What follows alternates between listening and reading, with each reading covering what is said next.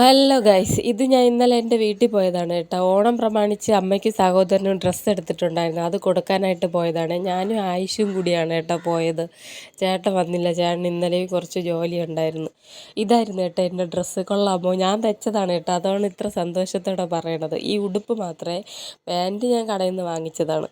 ഇത് ആയിഷിൻ്റെ ഡ്രസ്സ്. അങ്ങനെ ഞങ്ങൾ ഇതെല്ലാം കൊടുത്തു കേട്ടോ. എന്നിട്ട് ഞങ്ങൾ ഫുഡെല്ലാം കഴിച്ചിട്ട് അവിടെ നിന്ന് ഇറങ്ങിയായിരുന്നേ. പിന്നെ നമ്മളവിടെ നിന്നില്ല. അമ്മയ്ക്ക് ഈ സാരി ഇഷ്ടപ്പെടുമോ ഇല്ലെന്ന് ഭയങ്കര എനിക്കൊരു ഡൗട്ടായിരുന്നു. പക്ഷേ അമ്മയ്ക്ക് ഇഷ്ടപ്പെട്ടു. അപ്പം എനിക്ക് ഭയങ്കര സന്തോഷമായി.